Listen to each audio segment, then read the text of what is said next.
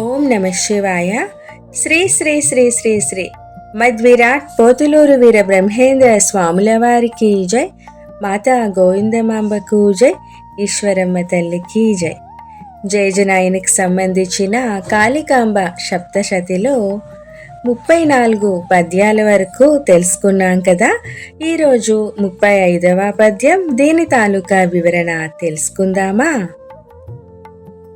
సారహీనమైన సంసారమున జిక్కి ఆలుబిడ్డలన్యాసతోడ భుక్తి కొరకు చూడ ముక్తి లభింపదు కాళికాంబ హంస కాళికాంబ.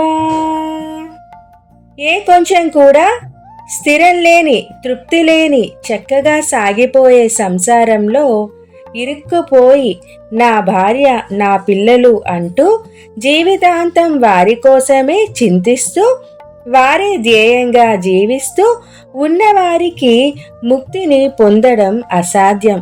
బాధ్యత ఉండాలి, కానీ ఆశ ఉండకూడదు. జై గురుదేవా.